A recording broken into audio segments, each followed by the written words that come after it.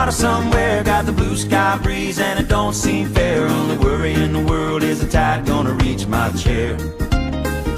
Welcome everyone to this week's episode of Unrooted Women's Basketball Edition. And my guest for the first ever episode is none other than the head coach of the women's basketball program at Menlo, Shannon Spataro. Shannon, thanks so much for joining me on the show. Yeah, my pleasure. Happy to be here. Let's start by getting to know you a little bit better. You've literally coached all over the country. You've been at Fordham, you've been in Kansas, Lynn University in Florida, and right here in the California Bay Area. Where's your favorite place to be, whether you're coaching or not? I'm sure California is high up on that list.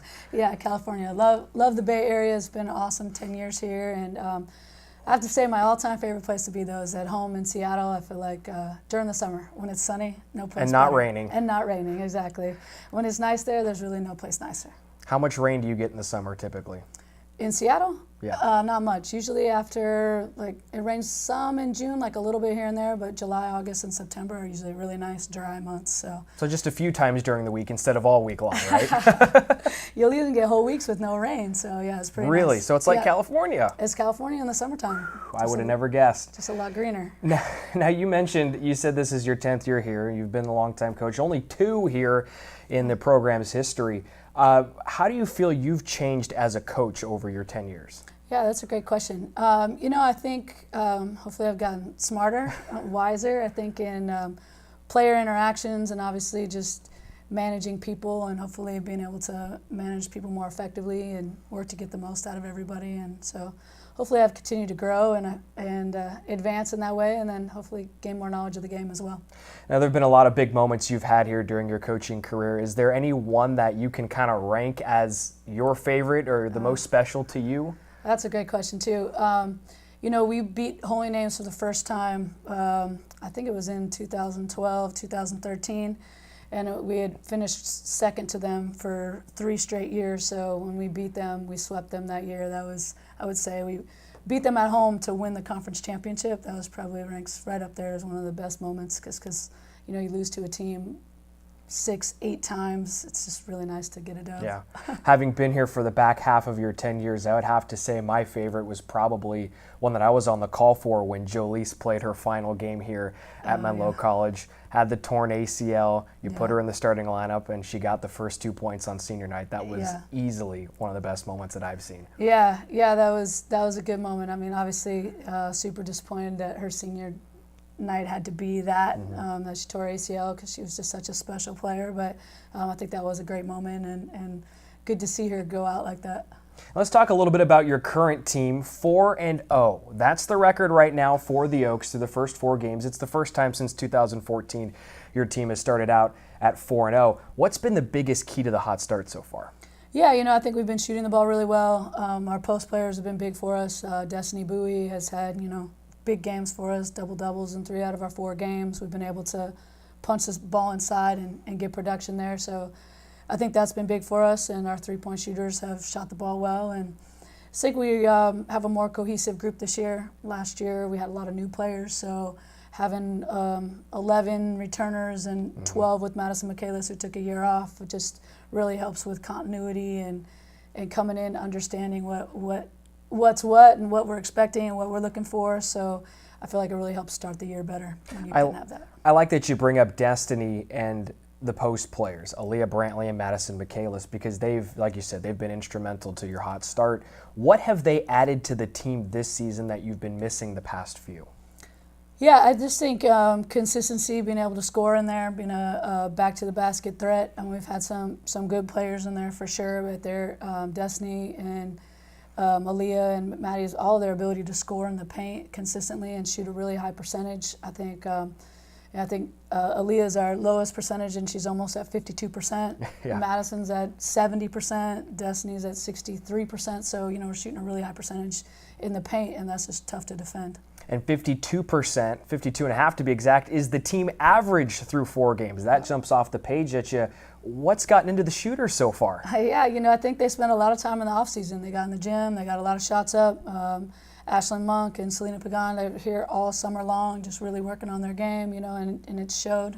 And then, like I said, you get a lot of easy looks in the paint. That helps your percentage go up as well. One thing that happens when you play an up-tempo style of offense like you ladies do is sometimes there's a tendency to turn the ball over. I was talking to your assistant coach, Kelsey Steinhagen, and she said that obviously the goal is to eliminate as many of those turnovers as possible. How are you and Kelsey trying to work at cutting those turnovers down? Yeah, sure. Definitely not ideal to have that many turnovers, but you're going to get some with the up-tempo style of play. And we just focused on it in practice. We talk a lot about it. We do a couple drills where we'll have a ball rack, and every time they turn it over, the ball comes off the rack. Just kind of give them that visual image of, hey, listen, you're losing balls over here. You're turning it over. So, for us, I think one of our bigger faults so far has just been our turnover runs. Like we'll have like 3 or 4 turnovers in a row. That's kind of a bad stretch for us, and we'll be up 12, 14 and let a team right back in because we make poor decisions. So just really working to reduce the amount of turnovers in a row that we have and just get them to value the basketball is definitely our goal. Something that could help that out this week is kind of an off week after you had tournament play last weekend. Now you have just one game. It's on Saturday at 5:30 against Cal Maritime. Do you view early season rest as a positive? Yeah, I think it's a good thing. I mean, it's good to have some rest and also give us time to practice, So when you play a lot of games, a lot of times you're going lighter the day before a game. So having some off time allows you to take some days off and to practice a little bit harder that week too, and to really work on our turnovers and taking care of the ball, and along with our defense. I mean, we're scoring a lot of points, which is great, but we're also giving up a lot of points, which isn't so great, so we definitely got to shore up our defense. The most important thing so far is that you're scoring more points than you're giving up, so that's all that matters at this point in the year. Right, that's definitely important. Yes. All right, Shannon, let's get into the final segment of the show. It's called Brownie Bites. I'm going to ask you 3 random off-the-wall questions. Give me your best answer. All right. Question number 1, which player would least enjoy traveling around the country? I'm going to have to go with Destiny. She's pretty much a homebody. She's from Sacramento, and she talks about how she misses home quite a bit, and that when she goes home, she just likes to be home. I feel like every time we go on a road trip, we took our retreat to Tahoe, or this past weekend went to Reading. On the way back, she's like, oh, I can't wait to get in my own bed. So I definitely have to say that Destiny would be one that would not like to travel around the country. And she's not even too far away from home to begin with. No, not far. Only a couple-hour drive to the capital. Yeah.